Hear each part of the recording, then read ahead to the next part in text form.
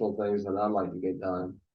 I've got a triple set of freaking chapbooks that'll blow your back of your head off, like 300 pages of beautiful color, like poetry I've been writing for 20 years, you know. Now it's got art with it. Now I'm putting it back to get, together. And it weaves a much different picture than it did 10 years ago, you know. And the art tools I have available are way different. So that's kind of the theory. As long as you're down with it, you want to add or take to it, it's all free form anyway. And if there's something we don't like, we'll cut it out. It's not, I mean, my next goal is to do live. And, once a month we do a live event somewhere. There's a studio right up the street, you know. So we're doing a live event in a studio in Fort Walton Beach, Florida, broadcast on the wall, into London, doing your poetry. That's pretty fucking cool. That's awesome. Yeah, or the guys in London are, shining on the wall here in Fort Walton, so that's the bigger vision for me personally. As far as I need to build a community. I don't have a freaking writing community. There's not one, not in this part of the state anyway. And I'm limited in being able to get around, so I should take advantage of the tools I do have. So I'm tired of wasting time being tired, because my workload, you can't even imagine. When I'm operating on all cylinders, I don't forget shit. I don't get it out of order, and that's the purpose behind having a system. Once the system's rolling the way it needs to, Jack's fine. And the system will be in place, and I can relax and heal or pursue goals or whatever, and not have to worry about putting the system together because I did that in off time, or whatever. So that's my story. I'm sticking to it. Hey, you good? Everything cool? Yeah, everything's good. Hey, we're just gonna shoot the shit, man. It's no big deal. And we'll stop when it's time to stop, and I'll do the editing and get it posted at some point this week, and we'll do what we do. Fair enough. All right. Let me make sure I'm going to record here. I'm recording.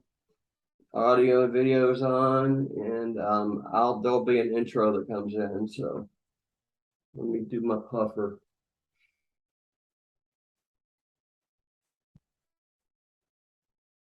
All right. Oh,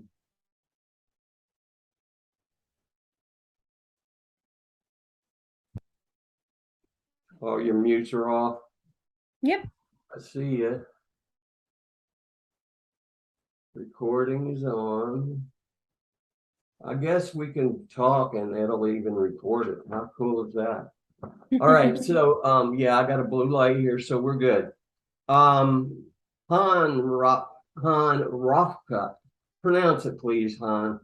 Raschke. Raschke. See, and I spent time in Holland, Michigan when I was a kid. I should know that.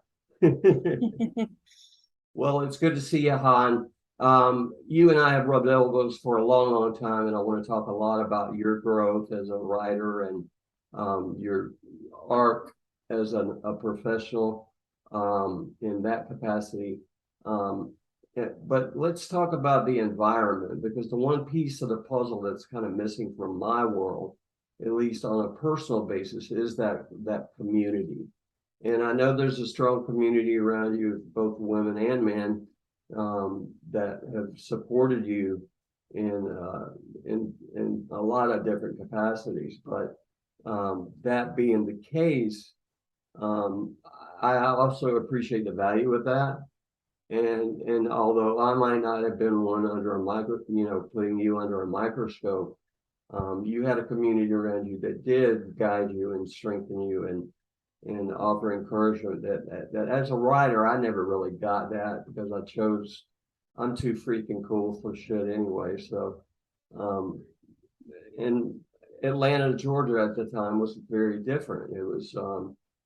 It's just a different place than what you guys have all grown up with.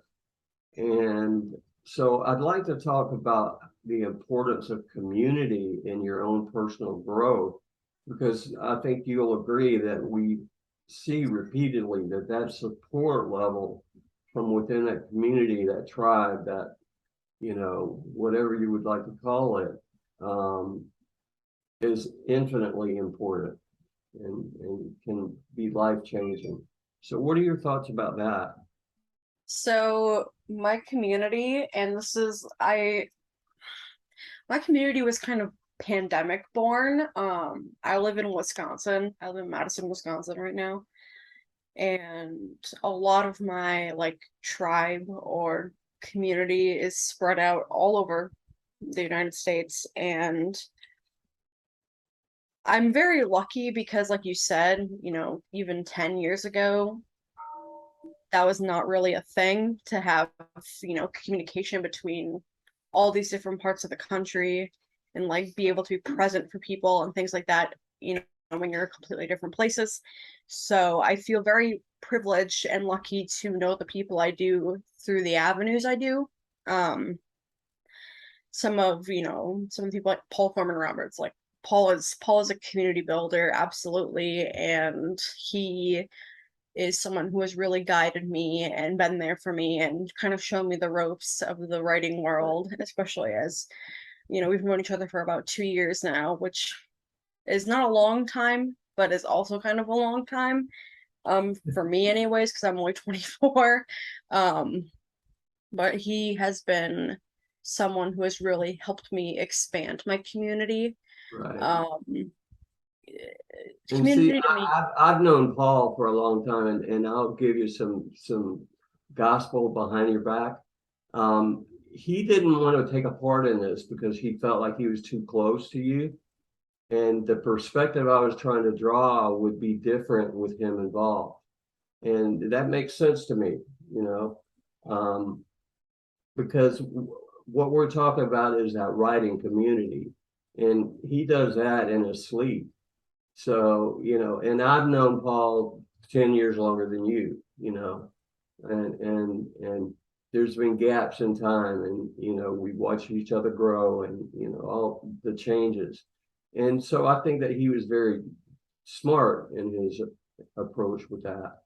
Um, and that gives you and I the chance to do what we need to do, and that's be a part of that community, you know, because that community is going to change whether me and Paul or you or anybody cares. It's going to do it. Things are, 12 years ago, people thought I was an idiot for wanting to do ebooks, you know. And so I kept my lid on my project for 15 years now, you know, and 300 pages of, poetry. And now I'm putting all the art with it, you know. Well, I had to learn some lessons on my own without a community to do that. And that's maintaining a 10-year friendship will do that for you. Um, people like John Dorsey and Lynn and people who have been doing this stuff, and we all knew each other back then, you know. We weren't buddies, you know, but that friendship has been vital, over the years. So when you say community, I mean, it seems like you automatically go to your family as opposed to a writing community. So I do have like a writing, there's people I know and I'm in like circles with, um, that I wouldn't, call like my best friend or anything like that, but I do consider them part of my community. Um, a lot of these people I have met through Paul because that's just how Paul works. Yeah, But yeah. it's interesting because I feel like I'm very lucky in the fact that my community has been very gracious to me, as a like a newcomer. I've been writing since I was about 15, so almost 10 years now, which is not a long time. When you look at some of the people who've been writing for 20, 30 years, but I've been given that allowance to have growing pains, to work through the difficult parts of being a writer without being ostracized, which is much Right, more gracious than a lot of people get, because some people, it's like, and I deal with mental health issues. I have bipolar disorder and I have PTSD. right, So there are times where I am difficult to be around, and I recognize that. And I'm thankful and grateful that the community I have, which is, so many really amazing, incredible writers of all genres, poets, fiction, anything you want, have allowed me to have this, less gracious moments, less like palatable moments where, people see mental illness as kind of like there's a right way and a wrong way to be mentally ill for some people. Like there's like the way that's acceptable by society and there's the way that's not. And for me, I don't try to be acceptable by society. That's not my goal. I talk a lot about my mental health on like social media platforms because I think it's important to illuminate what it's actually like as opposed to what society wants you to right, believe it's like. right. And in those moments where I have had very low moments, the writing community has, instead of saying like, well, we'll put you over here and then we'll come back to you, like they have just embraced me and said, we want you for who you are. I definitely get that. I mean, look, it's been well over 30 years since I had a drink. I dedicated my life to being an addiction counselor at that point. Once I got sober, things went a certain path in my life that weren't the way they needed to, and I didn't fall back in my old traps. I fell in the trap that the outcomes weren't what I expected, and the degree of my own mental health, I don't judge that. I just look at where it is today and I make adjustments in my character as much as I can. I'm not a medication kind of guy because I'm not chemically depressed. I'm situationally depressed. I get bummed out and I just don't want to do shit. And that's different. But if I'm also charging into life as a healer, and I dedicated my life through like big time to that whole project. Like I ran a halfway house, homeless indigent vets, pregnant postpartum women, all in one community together, all alcoholics. So it's been a long time since I drank, and I have some answers about certain things, and I'm accepting those limitations now. That yes, those skills are applicable. However, in this crisis, I forgot what's important, and that's the stuff I know that does work. And I'm still focused on the stupid outcomes when the job is to get the word out and to spread the message and to not be afraid to talk about hepatitis C, because you know what, in the UK their numbers are zero compared to the United States because everybody's scared of that here, and it's all lies. It's not, they laugh and say it's a silent killer. Okay, well, you know what? It's 0.011% or something in the UK because in 95 they started a testing program and the entire community got tested and went through what they needed to do. That's my job, and to heal myself, clear a path. And I don't care what the disability is. There is no such thing in my mind. You can do it. You got support. You got love around you. We'll do the best, we can do. You got support. That's a different tribe than my family. That's a different tribe even than writers. You know, they all might overmingle. I'm going to write about my dad. That's just the way there is. You know, and it probably ain't going to be pretty. But it's me healing that so that the clean parts are valuable. You know, And I just forgot I know this shit, that's all, So I think it's important to define your tribe. I'm not making definitions for you. I'm just saying that I get it. I get it, man. And I don't care what your status is on any piece of paperwork. It's all bullshit anyway. That's just where the insurance companies get paid, man. That's why I left the business. It was because it was like, no, man, you're paying me $8 an hour, and I went through all this training, and the doctor's making $250 an hour to stare smugly at some guy for 15 minutes, and I gotta write notes for $8 an hour.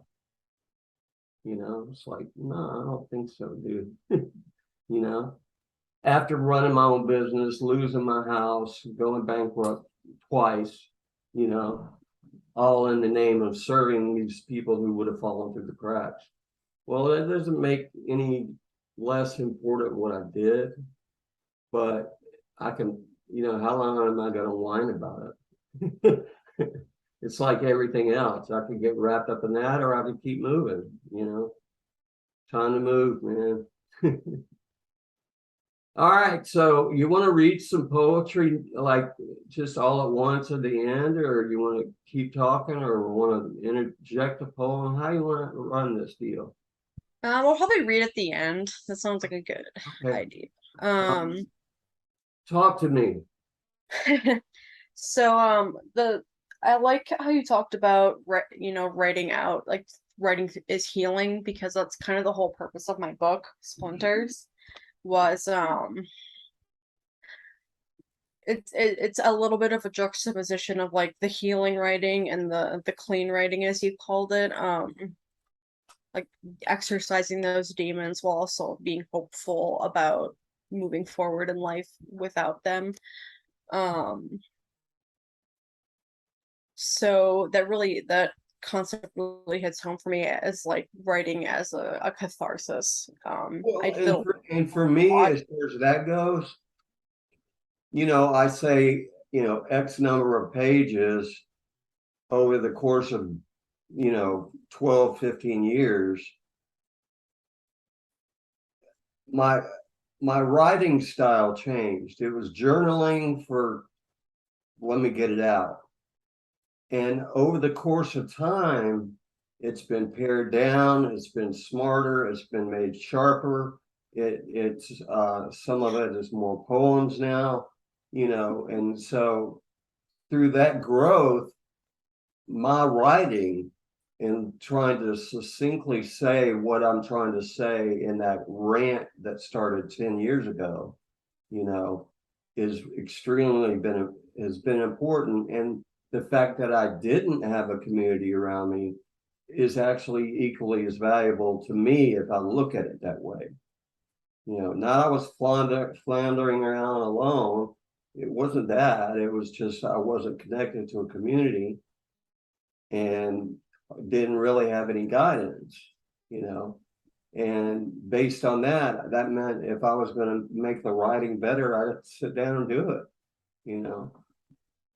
And so, what will end up my chapbook series will be what's, a 20-year project probably by the time it's over, you know. And it's based on all of my life, and it starts with venting, about X event in my life, at that time, you know. That's pretty cool. And it's a hard lesson to learn, but it made me learn the things that I didn't know I knew, or that I needed to polish those skills, or I just needed to do more of my own healing through that process. Even like the guy out in the desert by himself, you know, then that's what I do, and I learn the lessons. And then I got a community like online that backs me up. 10 years later now, I know that it's been valid the whole time. What the results are is none of my business. It's what's my motive, and did I say what I wanted to say?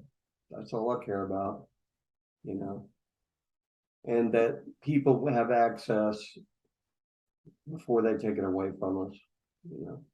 Hmm. We ain't gonna let that happen. Um,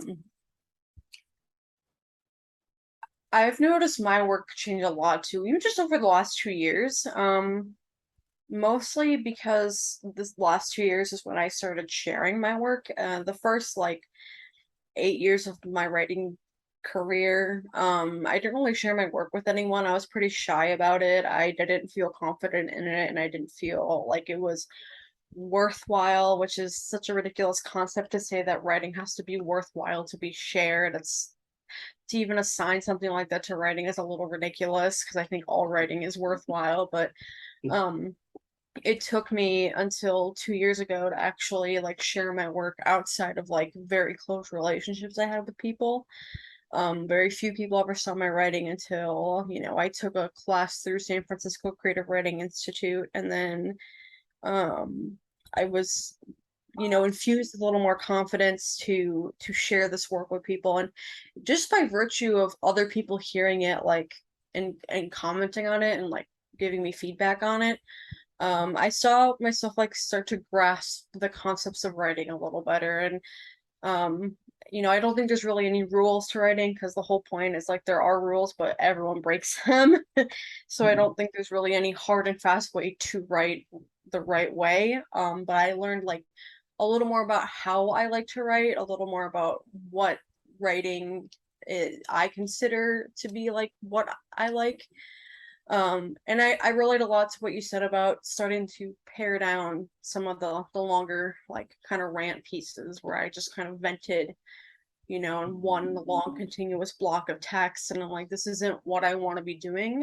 So for me, I learned a lot. I got a lot of like an editing eye for it. I Right. noticed more, is this word necessary? Do I need to put this in there to get my point across? And even to the point where like whole poems, I'm like, have I said this better somewhere else? Um, when I was editing my manuscript, that came up was like, is this poem like something? Is this said better in a different poem? Right. And being aware of that and recognizing like, yeah, I have improved, and some of these older poems, are not what I'm wanting to do right now. So Right. that really like the editing has just changed completely, my editing Well, process. yeah, I think you have to look at each individual piece and how sharp does it need to be.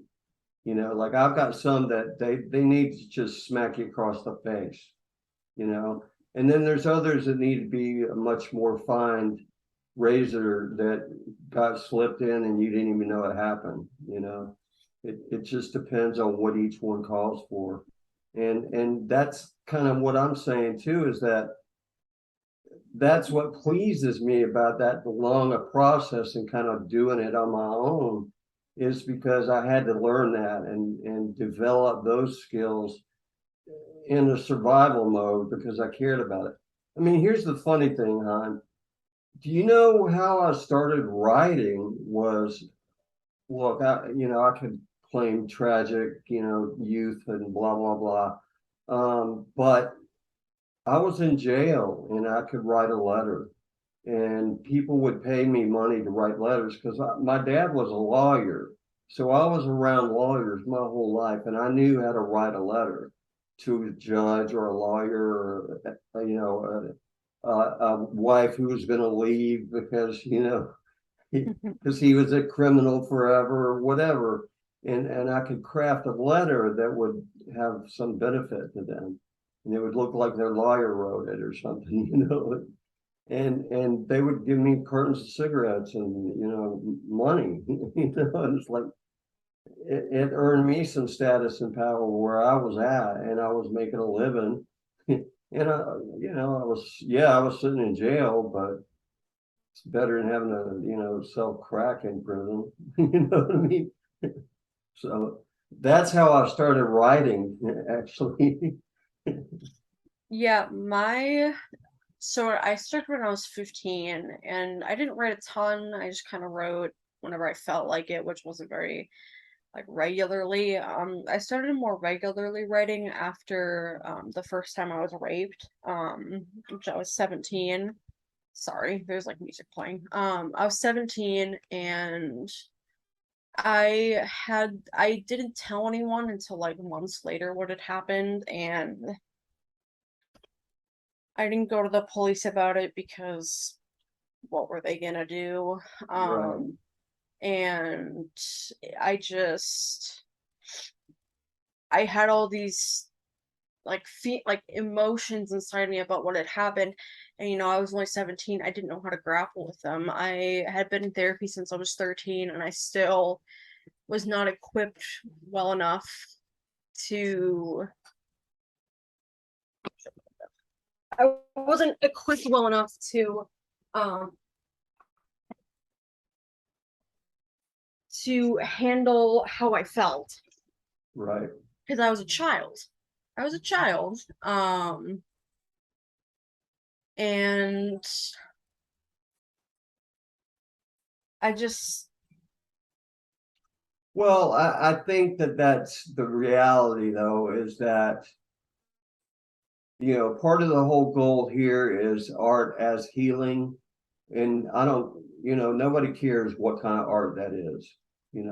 Wherever you're going to get your healing is fine. And that's what the tribe is really all about. And supporting each other. Um, it's not about it's not what brings us together. It's what makes us different, and that we support and love each other, and we try to get better, and that's what we do. And the illness doesn't matter if you already know what the solutions are. So why struggle over what the problem is? That's where people get hung up. And you know, I I've made the steps that I made in my life, and for whatever reasons, all along the way.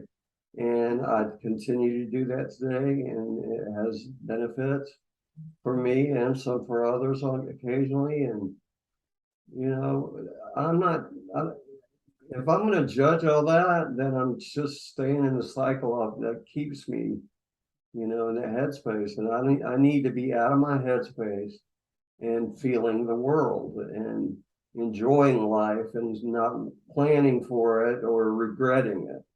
I need to enjoy what I got here. And we all need to learn that, and we can support each other in that ultimate goal. And Fran, for example, she's my partner in the UK, and she is the single hands down best poet I know, and the coolest story personally that you could ever imagine. And I've known her since 2008, maybe 2009. We accidentally got published together in some writing group I had joined, and we've been tight, tight, tight ever since. And, you know, there are people on this planet, I'm not kidding, that are jealous of the fact that I've known her that long. I have works of hers that she forgot about from like 10 years ago. She didn't even know anything about it. you know. And so it'll be stuff that'll be fun for her to have one day. And I tease her with it all the time because she doesn't remember it. But it's a contrast, and just talk about a beautiful tale of progressing into she's probably the most respected poet in the UK right now. Everybody, I mean, she's winning awards. Covers I've done for her books are winning awards. And it's because we've loved each other for well over 10 years, you know. And this guy's known her 2 years, and he's like, oh no, I've only known her 2 years. It's like, no, dude, I got 10 years worth of her stuff she don't even know about, you know. So, it is the mining those relationships and building those strong communities. I would count on her in a lightning storm to run out and get me, and explain to me literary history of Ireland at the same time, you know, from her, gutter slab in Ireland. Um, I mean, it's just an incredible story. So it's about digging those bonds and latching onto them and it's stretched, it's pulled together, it's, you know, pulled this way and that way, but it always extends time and it gets stronger, you know, all the time. And I it's, think that's the really great, like the probably the best part about being a writer is like knowing other writers because, you know, Lynn, who I love Lynn. yeah, me too. I had not read her one of her books. I read Should Speak Disease probably like 2 months ago, Right. and I learned so much about her through it. And then Find Me in the Iris, I learned even more, and I just like like my love for her just grew, and I just respected her even more than I already had. I just wanted to, to get to know her, and that's the really beautiful thing about writers who know other writers is you get these like beautiful like poems or short stories or anything, and you get to know the other person very intimately through it, and it just builds these bonds that, like you said, they get stretched and put back together, but they don't break. They last a lifetime No, because they get stronger, and you know, I'm sure I've told you this, but you know, Lynn sent me the very first mail poetry package that I ever got from anybody in the U.S. mail, free of charge. And I remember thinking, wow, that's cool. Free books, you know, and that was full of Crow Press days, you know, and then there was some separation for whatever reason, and you know, we didn't see each other, talk to each other, you know, same with Paul. And at some point we just all got back to, you know, in the same flow, and it's like we've been hanging out in the, you know, the same bar room the whole time, you know. So yeah, I mean, they're malleable, but they actually tend to get stronger too, Exactly. you know. It's a really like important part of being a writer is the community you have, because I wouldn't be the writer I am without the community I have. And that's not to say like I haven't done the work, because I have, but that support is extremely important, and it's really beautiful to connect with another writer. You know, Paul and I, we have pretty different writing styles, but we always connect so well with each other over each other's poems, and I really love that it's not, I have a friend who writes like flash nonfiction. It's Right, not, and that's not what I write at all, and I still very much connect with her work. It's a really beautiful thing to, have completely different writing right. styles and themes and things like that, and you still connect with this person over it. It's just a really like magical thing to have. And I don't think there's anything that we could do on this podcast from a topical sense at this stage of the game that's not a benefit. Like, you know, I met these Vietnamese kids running a restaurant the other day, and it's a place I've wanted to go for years, and I just never bothered to go. And I went, and it was these cool young kids blasting 80s Vietnamese versions of Blondie and shit. You know, it was fucking awesome, you know. And they were cool, and they sat down at the table with me. We laughed, had a good time. They're a block from here. I said, look, I'm not as mobile as I'd like to be. You know, y'all come hang out, you know, whatever. And they will, because we made a mark at that point, you know. It's like, yeah, okay, dude, I'll come over there, you know. And now I've got new friends, you know, and other opportunities, like to learn how to really cook Vietnamese food. Exactly. So yeah, you definitely you latch on to what you're drawn to, and that's your soul taking control of the healing, not me and my stupid head, because I'll think myself into inaction. You know. I'm the same way. I very much, if I get too much in my head, I just shut down. So Well, and that's my new motivation is I don't want that anymore. I want it to be, I want to feel it and kind of move based on it, you know.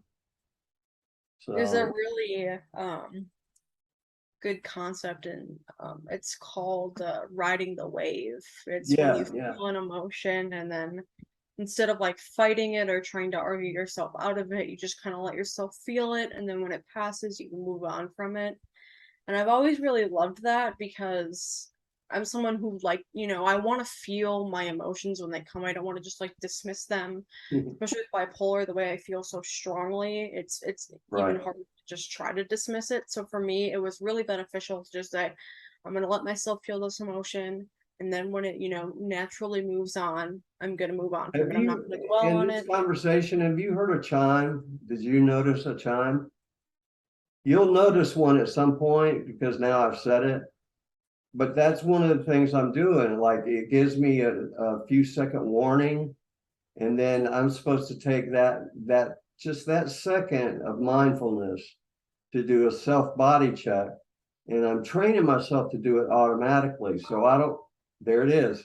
Here, listen.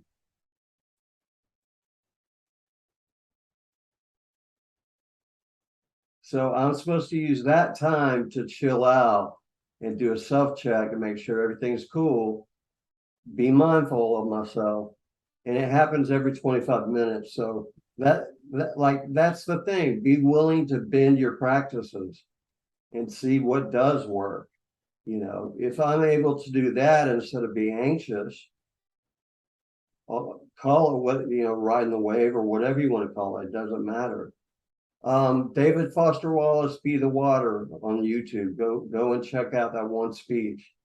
Um, and he's another crazy like me and you. So I mean, it's a great speech. If you've never heard it, you probably have. You just don't know it. David Foster Wallace, Be the Water. It's a graduation speech from somewhere shortly before he blew his brains out. I mean, mindfulness is just as a concept, like not even within like a therapeutic setting, but like I think everyone should practice mindfulness. Right. And I've always reacted. I'm trying to retrain my whole vibe a little bit. And see, I mean, if I think I know everything, that means I need to learn something. Exactly. you know. So are you good? You want to keep chit chatting? You want to read some poetry? I'll read some poetry. Yeah, why don't you do about 4 or 5 and Sounds or good. whatever you're comfortable with, and then we'll fill out with your links and stuff. Sounds And good. we'll call it an afternoon and Jack goes in the editing bay. All right. This one is called Bird's Eye. We are from a time neither of us can remember. Ageless glory unspoken, delicate steeples folding within. Your fingertips write fragments of poetry on my palm, a language I have learned over the many days speaking it to you. We echo each other's bodies, your drumbeat voice in my throat, two halves of ripe fruit that split as they hit the ground. The same radio frequency vibrating between our fragile little heads. I could not fly before I met you. Now I never leave the sky. Man, is that old or new? That's an older one. It's funny you would say that because first of all, the two red fruit imagery just kicks my ass. I've heard it a couple times. And just that visual blows me away. But my point is, I would have guessed that was early because it's raw and that's not a bad thing. It's just, I know I've heard some of your like last week stuff. And so that's the contrast that has made me so intrigued by your work. It's because, yeah, it might have been a couple years. Maybe you and I known each other a year, but I know what it was and what it is now. And people deserve for that to be on the planet forever. I mean, little Bobby Sue in Alabama, in Birmingham, she needs to hear that. There's a line in your book that will save her life. And if she don't know that book's there, then oh, well. So, my job is to make sure that word's out there. Absolutely. Thank you. That's I a appreciate strong that. poem. I like that one. All right. Are you ready for another one? Yeah, I'm ready for as many as you'll do. This one is called Sprout. There are apple seeds in your stomach, still there from 10 years ago. Crisp snap of teeth to flesh, little possibilities accidentally swallowed. So I'm just going to insert the speculum. You might feel a little discomfort, okay? Sometimes you wonder about the apple seeds, asking yourself if they thrive in acid. There's a good chance they can, just as you do. I'm going to insert it now. The apple seeds take this moment to crack open, growing unnaturally fast, splintering your bones, bursting through organs. All that's left whole are your lungs. So you scream. Just once. Just one hiccup of a scream, choked back as quickly as it came forth. I'm sorry. I'm so sorry. We can stop. This is a bad time, isn't it? It is always a bad time. Yeah, I'm not brave enough to jump off on that subject, but super poem. Thank you. This one's called Deliver Us from Evil. After 10 years of sacrilegious prayer, it is still comforting to palm broken glass. 8 months clean from ripping yourself open does not mean temptation does not sit on your chest, threading your fine hair through a needle, ready to sew you back shut if needed. You wait for God to tell you, you have done enough.